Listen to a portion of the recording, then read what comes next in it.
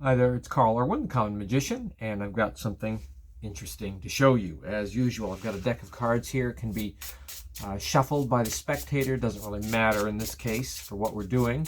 But you can see that everything is entirely out of order, completely different cards. No order to this at all. Take a look. You see the card? You see it in your mind? Yes? What I want you to do is I want you to think of that card. Think of it in your brain. And concentrate on it so that you can actually see it. Now, you could be thinking of any card at all. Any one of the 52, of course, you shuffled the deck, so it doesn't really matter what the order is. But you have this in your mind. And I want you to concentrate on it, but I want you to give me a number.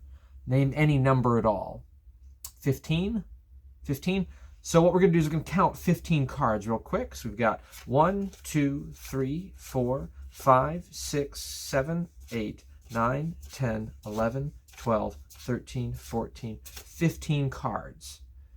Now you've got a card in your mind. Could be any card. Even now you could change your mind. But the card you were thinking of was what? 2 of diamonds. So,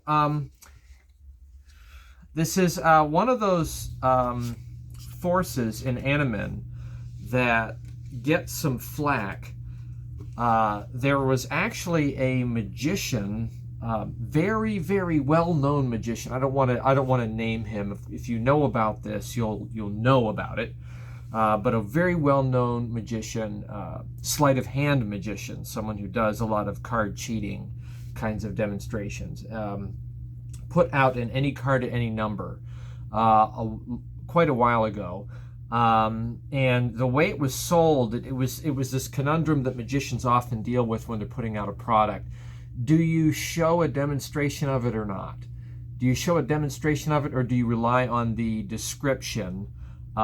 Because sometimes in showing a demonstration, you actually give up the method, right? You give away the secret. You give the secret away rather than sell it.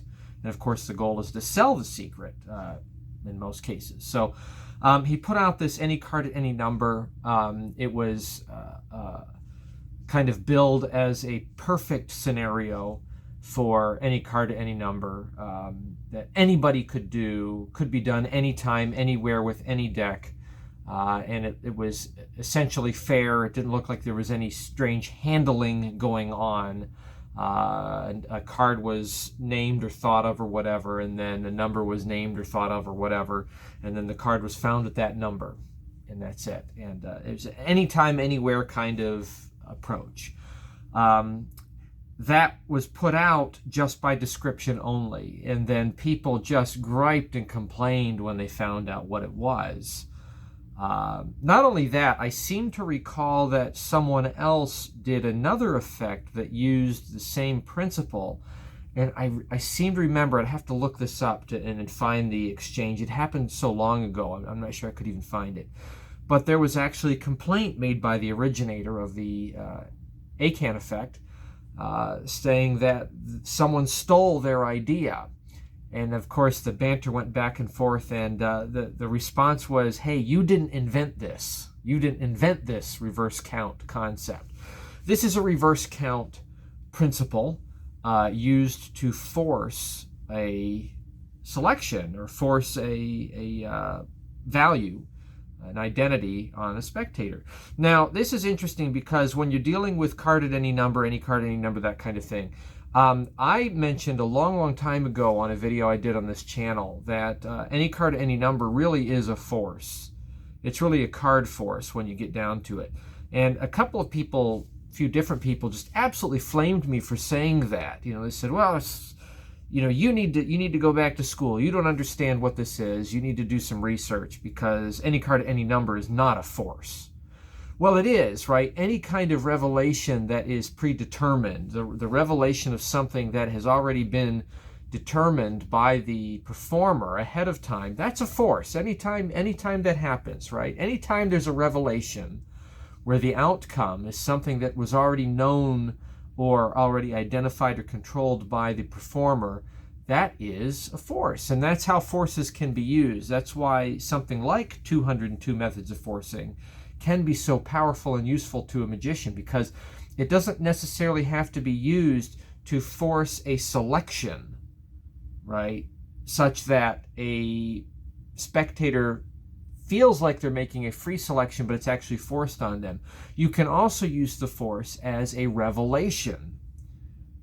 You could have a free selection, something that was freely decided, controlled, and then forced back out in the revelation as a means of creating a revelation. And that's really what any card at any number does 99, if not 100% of the time. Okay, so that is the application here. This is a reverse count. This is named in Annemann. Annemann claims in the publication that it was shown to him. I can't remember who it was. Hull maybe was the name. I can't remember who. He actually credits somebody as bringing this up. And he said that the first time he saw it, he was fooled by it. And then he goes on to say that this is fooling 99% of the time, that this is just a very, very reliable fooling kind of presentation. Now, I argue that this is fooling when you have a good deal of interaction misdirection going on. Okay, this is not the kind of thing that you can do where you say, okay, now watch close. We're going to count off that number of cards. And this is done slowly and way out in the open. This is the kind of thing that needs to be done very haphazardly with movement and interaction. You said 11. Okay, let's count 11 cards. 5, 6, 7, 8, 9, 10, 11 cards. And then probably the addition of some time misdirection. Now remember, you were thinking of a card, or you had an identity, or you had possession of the card, or you inserted the card anywhere you wanted, or you shuffled it, whatever the case may be, right? Whatever it is, whatever has happened up to that point can be recapped at this moment in time misdirection. And then, in recollection, the card we're after, the identity we're after is the blah, blah, blah. There it is, right? And Annemann describes the revelation as this. He says, you take the packet where the reverse count has happened. Now, by the way, just if you haven't followed along up to this point, okay, if I have to explain it, the card of interest was controlled to the top. In this case is the 9 of diamonds. And in the counting, you reverse the count. I take one card off, and then I'm counting on top of this. So I count up to, I don't know, 9, 3, 4, 5, 6, 7, 8, 9. I've now placed the card of interest on the bottom of the pack in this hand. I'm counting fairly deeply into this hand. I think it's good if you do it in this kind of angle so that you're giving some cover. They're paying attention to what's coming off the top. They're not paying attention to what's going on here. You get down to the number, and then you can kind of re-angle back. And Annemann says you throw this on top of the pack, showing the card at the bottom of that counted group. And then there is the selection. So the premise is that it's supposed to feel like 1, 2, 3, 4, 5, 6, 7, 8, 9. And this would be the 9th card, and you're showing it. That's kind of the idea, okay? But reverse count, a reverse count force.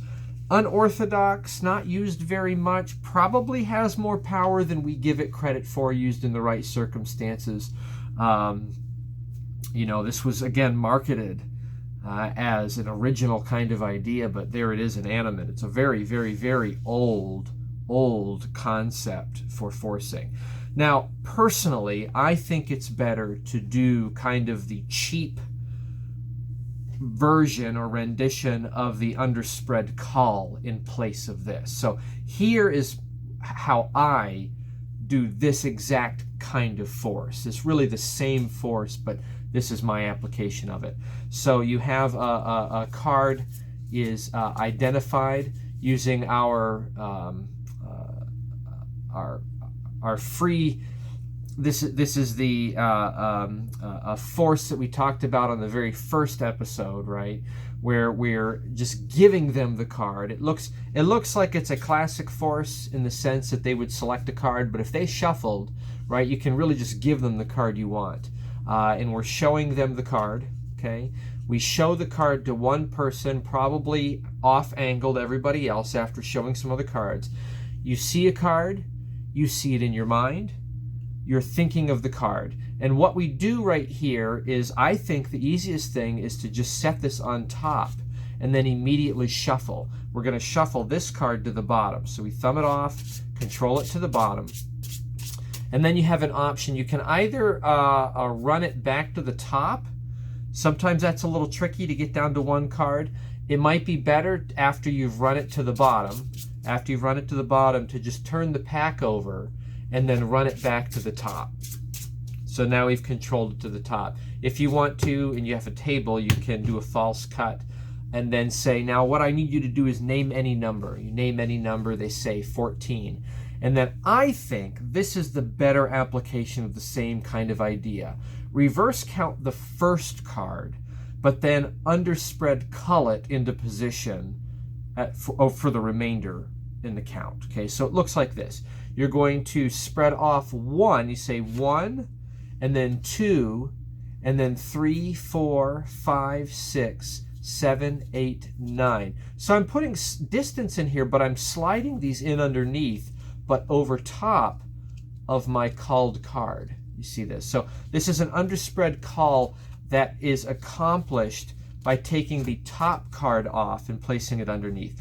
Now, some people really worry about that. They feel like they should control it to like 4th, and this is something that I usually do when I'm doing an underspread cull. I will usually control it to the 4th position. That way I can do this cleanly. But really, with the same kind of,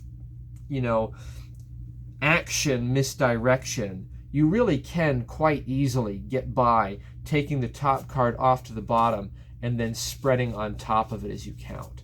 I think it requires that you pause for a moment and then come back to the count, maybe get clarification on the number, whatever it is, until you get down to the bottom. And once you've done that, you can, by way of the kind of traditional way of doing this underspread cull force, you can square the cards up and then turn them over on top, just like Annemann talks about, or turn them over on the table, and then there's the card of interest. So that is the reverse count force that you can find in 202 Methods of Forcing by Annemann.